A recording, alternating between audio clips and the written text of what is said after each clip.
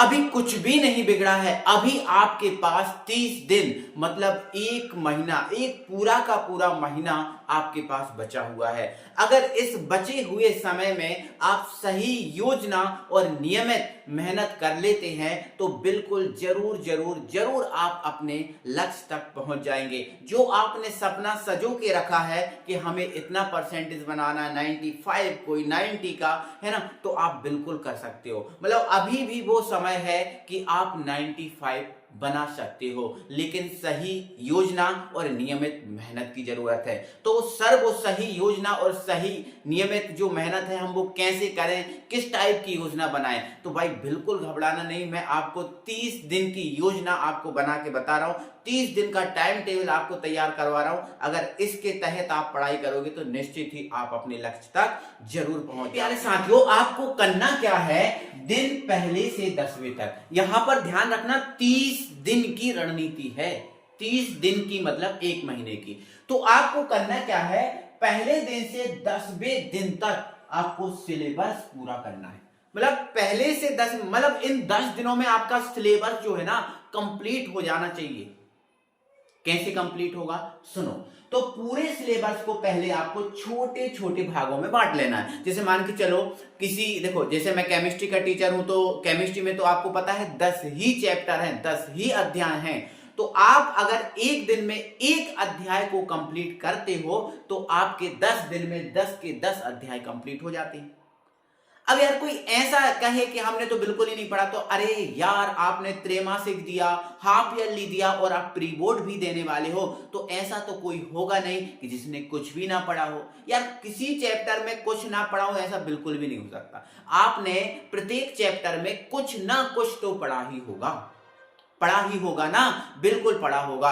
तो आपको इन पूरे सिलेबस को कंप्लीट करना है 10 दिन में। तो पूरे सिलेबस को छोटे छोटे भागों में बांट लेना। जैसे 10 यूनिट है तो एक दिन में एक यूनिट के हिसाब से चलो, है ना। और अगर किसी में 12 यूनिट है, 14 यूनिट है, तो किसी दिन जो बड़ी यूनिट है उसको एक पढ़ लिया, और कोई छोटी छोटी यूनिट है तो एक दिन में आप दो यूनिट कर सकते हो, 2 आपके अध्याय पढ़ सकते हो कि नहीं, है ना। तो पहला तो आपका काम है पूरे सिलेबस को छोटे छोटे भागों में बांटना। और कैसे बांटना है, रोज 1 से 2 अध्याय पढ़ें। मतलब आपको घबराना नहीं है बिल्कुल भी, क्योंकि घबराने से आपका, मैं बार बार कह रहा हूं, काम बिगड़ेगा। प्रेशर नहीं आने देना अपने ऊपर, फुली एंजॉय के साथ पढ़ना। जैसे आप पढ़ते हैं ना, जैसे आपने 12th स्टार्ट की थी, पहले दिन पढ़ा होगा, वैसे ही फ्रैंकली पढ़ना है। आपको घबराने की जरूरत नहीं है, घबराओगे तो काम बिगड़ेगा, ठीक है ना।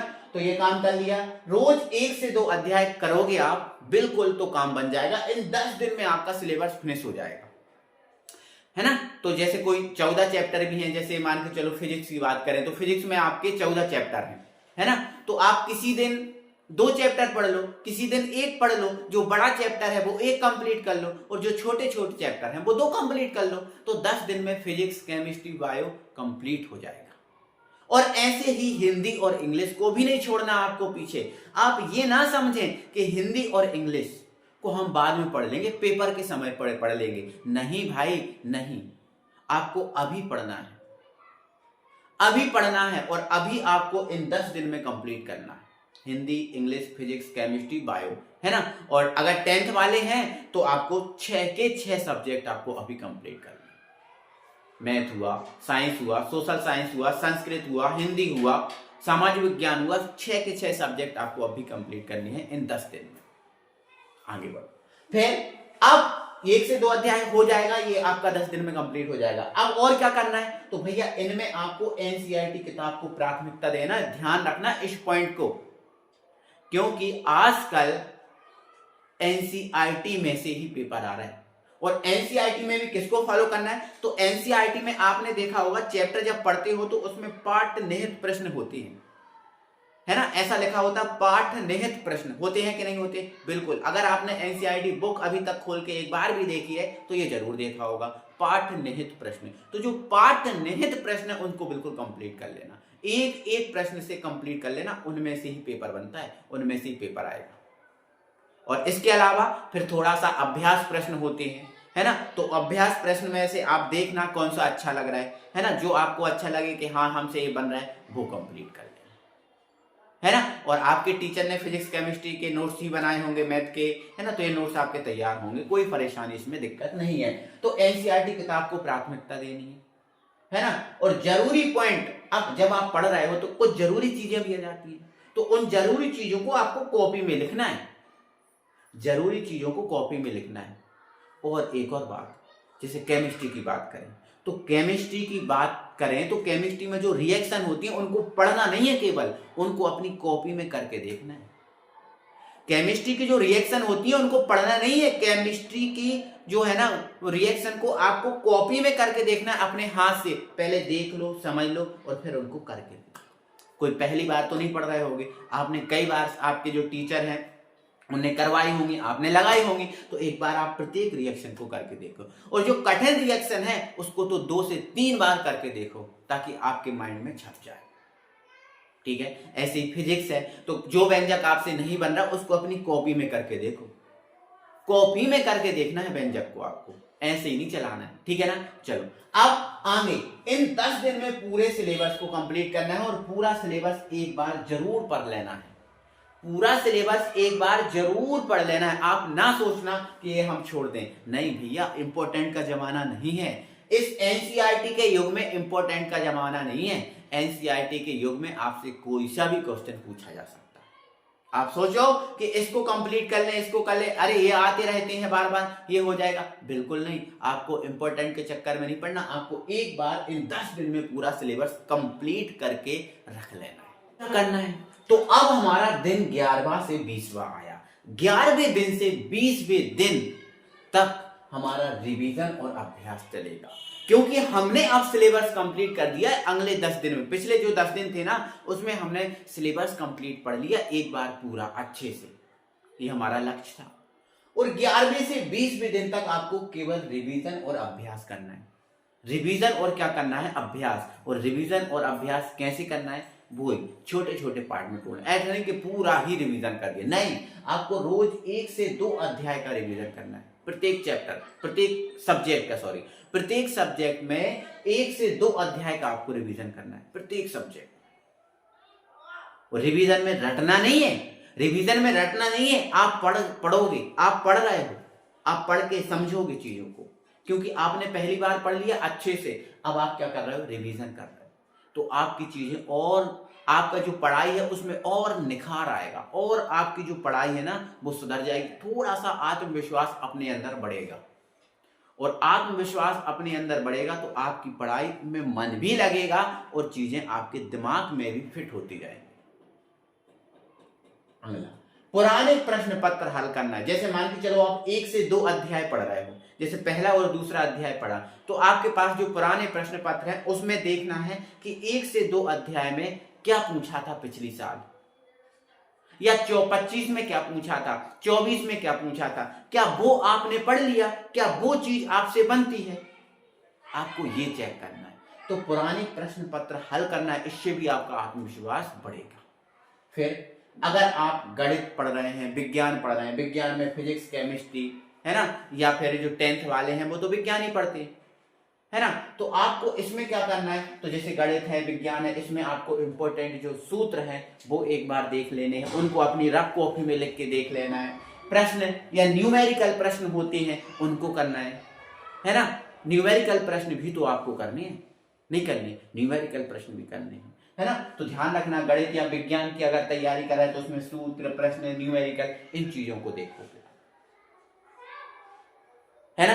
चलो, अब हिंदी और इंग्लिश, अगर आपका कोई भाषा है तो भाषा भी तो अपन पढ़ रहे हैं, भाषा का भी तो रिवीजन रोज कर रहे हैं, तो उसमें आपकी जो व्याकरण में त्रुटि होती है, व्याकरण में जो मिस्टेक होती है, गलतियां होती हैं, उन व्याकरण में मिस्टेक नहीं, गलती नहीं होने देना, ठीक है ना। इसके बाद आपको पत्र लेखन में जो मिस्टेक होती हैं वो नहीं होने देना। क्या मिस्टेक करती हो, कहाँ कॉमा लगता है, कहाँ डैश लगता है, ये चीजों आप सुधार लो अगर आप ये गलती करते हो, है ना। कैसे लिखी जाती है, पत्र कैसे लिखा जाता है, एप्लीकेशन जो है ना वो कैसे लिखी जाती है, इनको आप सुधार लो, है ना। कोई निबंध में गलती तो नहीं कर रहे हो, आप वो सुधार लो, क्योंकि ये जो है ना पत्र लेखन, निबंध लेखन, व्याकरण है, ये ऐसी चीजें हैं जिनमें आपको पूरे के पूरे मार्क्स मिलती हैं, कटने की कोई गुंजाइश नहीं है अगर आपका सही है तो इन चीजों पे आप थोड़ा सा काम करो, है ना।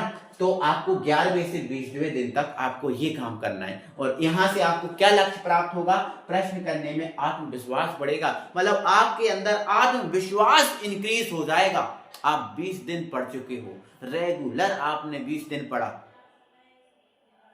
ठीक है ना, ध्यान से रखना। और यहां पर आपको घबराहट बिल्कुल नहीं आने देना, और अब ये 20वें दिन आपको थोड़ा सा आत्मविश्वास बढ़ेगा, और आपकी जो पढ़ाई है ना उसमें भी आगे अब मन लगेगा, क्योंकि आपने 20 दिन पढ़ ली है। अब मात्र आपको 10 दिन और पढ़ना है, और 10 दिन पढ़ने के बाद तो फिर आपको पेपर देना है, और फिर पेपर देके एकदम आप टेंशन फ्री होने वाले हो, कोई टेंशन आपको नहीं रहेगी। फिर जितना सोना है, जितना मस्ती करना, इस 1 मंथ के बाद कोई दिक्कत नहीं, कोई नहीं रोकेगा, कोई आपसे नहीं कहेगा कि आप पढ़ो, बस आपको 1 महीने पढ़ना है। डायरेक्ट 21 से 30 दिन तक, 30वें दिन तक नहीं जाएंगे, हम जाएंगे 21वें से 25वें दिन तक, और 21वें से 25वें दिन में हमें करना है मॉक टेस्ट और कमजोर टॉपिक को सॉल्व। जो हमारे मॉक टेस्ट मतलब जो हमें सैंपल पेपर होते हैं, उन सैंपल पेपर को हल करना। देखो आपके पास परीक्षा बोध, परीक्षा अध्ययन, ये चीजें तो आपके पास बिल्कुल होंगी, तो आपको मॉक टेस्ट लगाना है और कमजोर टॉपिक को हल करना है ना। 21वें से 25वें दिन आपको मॉक टेस्ट और कमजोर टॉपिक को हल करना है। इससे क्या होगा, इससे आपको समय, देखो पहली तो बात यह है कि समय लगाकर सैंपल पेपर हल करना है, मतलब ऐसा नहीं जैसे 3 घंटे का पेपर होता है। देखो सैंपल पेपर में पूरे प्रश्न होते हैं, फुल लेंथ टेस्ट होता है, फुल लेंथ पेपर होता है, तो आपको 3 घंटे देकर इस full length test sample paper को हल करना है। और जब सैंपल पेपर आप हल करोगे तो 3 घंटे का हल करना, 3 घंटे का जब सैंपल पेपर हल करोगे और उसके बाद आप फील करोगे, तो आपको अपनी गलतियां पता चलेंगी, आपको अपनी गलतियां पता चलेंगी कि आखिर हम जो है ना इसमें गलतियां कहां कर रहे हैं। तो अगर वो गलतियां आपको पता चल जाएंगी तो उन गलतियों पे फिर आप काम करोगे। जो गलतियां होंगी वो आपके कमजोर टॉपिक होंगे, है ना। तो ध्यान रखना, अपनी गलतियां जरूर पहचानना है, और अगर गलतियां आप तभी पहचान पाओगे जब आप sample paper full length test जो है ना सॉल्व करोगे। गलतियां पहचान आ जाएंगी, सिर्फ कमजोर अध्याय पर काम करें, मतलब गलतियां अगर आपको पहचान में जाएंगे तो आपको पता चल जाएगा हमारा कौन सा टॉपिक जो है ना कमजोर है, कौन सा जो अध्याय है हमारा कमजोर है, और फिर सिर्फ हमें कमजोर अध्याय पर काम करना है। अब हमें पूरा नहीं पढ़ना, पूरा हमने पढ़ लिया, रिवीजन हमने कर लिया, अब हमारी जो कमजोरियां हैं उन पर हम काम कर रहे हैं। तो कमजोर टॉपिक को जो है ना बिल्कुल सुधारें, है ना।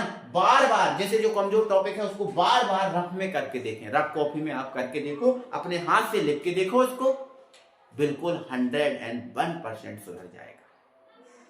और इससे आपको हासिल क्या होगा, और एक बात याद रखना, परीक्षा जैसा माहौल बनाना।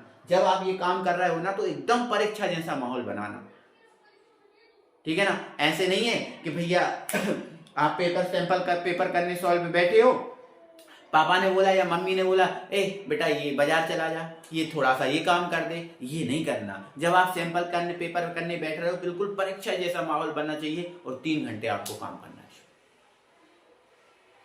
हो जाएगा, कोई परेशानी कोई दिक्कत नहीं, एकदम हो जाएगा, ठीक है ना। अब हमारा 26वें से 30वें दिन बचा है, उस रणनीति में हमें क्या करना है वो और देख लीजिए। इसके बाद आप बिल्कुल 95% बनाने के काबिल आप हो जाएंगे अगर आप इसको फॉलो कर लेते हैं। तो आ गया है हमारा 26वां दिन।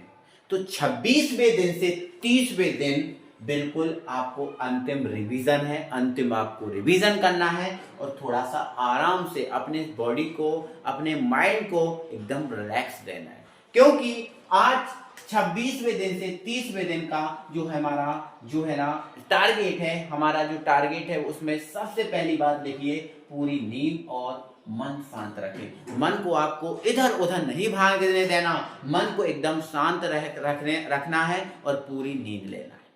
अगर आप पूरी नींद नहीं लोगे तो आपके दिमाग पर प्रेशर आएगा, मन शांत नहीं रहेगा, अशांत रहेगा। तो अगर मन को शांत रखना है तो पूरी नींद, बिल्कुल आपको पूरी नींद लें, मन शांत रखना है। तो पूरी नींद लेने का मतलब ऐसा नहीं है कि 10-15 घंटा सोना है, नहीं, सोना आपको 6 ही घंटे है। पूरी नींद 6 घंटे में हो जाती है। देखो अगर मैं बात बताऊं आप लोग की, आप स्टूडेंट लाइफ के लिए 5 घंटे जो है ना नींद पर्याप्त होती है, 5 घंटे पर्याप्त होती है। मैं फिर भी कह रहा हूँ आप 6 घंटे सोएं आराम से, 6 घंटे में आपकी नींद पूरी हो जाएगी, मन आपका शांत रहेगा, इधर उधर नहीं भटकेगा, बिल्कुल ठीक है ना। अब सूत्र हैं जो इम्पोर्टेंट है ना, इनको आपको पढ़ना है, परिभाषाएं जो हैं इम्पोर्टेंट उनको पढ़ना है, महत्वपूर्ण जो है ना प्रश्न। अब इम्पोर्टेंट प्रश्न को देखना, कोई ना कोई आपके जो है ना प्रश्न, पुराने प्रश्न पत्र आपने सॉल्व किए, आपने सैंपल पेपर सॉल्व किए, तो आपको इतना तो अंदाजा लग ही गया होगा कि कौन सा प्रश्न इंपॉर्टेंट है और कौन सा नहीं। तो आपको सूत्र, परिभाषाएं, इंपॉर्टेंट प्रश्न पढ़ना है। और भैया एक और बात, यहाँ पर नए प्रश्न नहीं पढ़ना। अब आपको नए प्रश्न नहीं पढ़ना, नहीं तो आपने परीक्षा अध्ययन में देख लिया कि यार ये चीज है ना, ये क्या है, ये नया क्वेश्चन मिल गया तो आपको उसको पढ़ना है। अब नहीं पढ़ना, क्योंकि आप एक बार पूरा सिलेबस पढ़ चुके हो ना पहले 10 दिन में, तो अब आपको नया नहीं पढ़ना, नया प्रश्न नहीं पढ़ना। अब वही चीज पढ़नी है जो आप बार बार पहले पढ़ चुके हो, क्योंकि वो चीज जो है ना अब आपने पढ़ ली, वो गलत नहीं होनी चाहिए। जो आप पेपर में लिखोगे वो गलत नहीं होना चाहिए, वो 100% सही होना चाहिए। आपने लिखा मतलब आपको फुल मार्क्स मिलेंगे, ये होना चाहिए, ठीक है। तो नए प्रश्न नहीं पढ़ना चाहिए, ठीक है ना। और दिमाग को बिल्कुल तरोताजा और अपने ऊपर आत्मविश्वास रखना है, दिमाग को एकदम फ्रेश रखना है और अपने ऊपर विश्वास रखना है। बिल्कुल मैं कहता हूं 100% आप बहुत अच्छे नंबर गेन करोगे, प्रत्येक सब्जेक्ट में गेन करोगे, अगर आपने इस रणनीति के तहत पढ़ाई कर ली है तो, है ना। तो और अगर इन रणनीति के तहत पढ़ाई कर ली है तो बिल्कुल आप 95 बनाने के लिए तैयार हो जाओ। बिल्कुल आपके 95% जो है ना एकदम जो है ना बनने वाले, ठीक है ना। बस मेहनत करना है, पीछे नहीं हटना, है ना। लास्ट बार अंतिम बार ही है ना। और अंतिम बार अगर आपका अच्छा होता है तो सफलता बिल्कुल आपको मिलती है, ठीक है ना। तो ध्यान रखना, अंतिम बार पूरी ताकत से देना, पूरी ताकत, पूरी जोर लगा देना और आप देख लेना सफलता को, जो आप चाहते हो, जो मन में आप बना के रखे हो, हमें बिल्कुल जरूर जरूर जरूर आपका जो है ना वो आपको प्राप्त होगा, ठीक है ना। तो ऑल द बेस्ट मेरे डियर साथियों, है ना। मिलते हैं फिर अगली वीडियो के साथ, तब तक के लिए बाय बाय।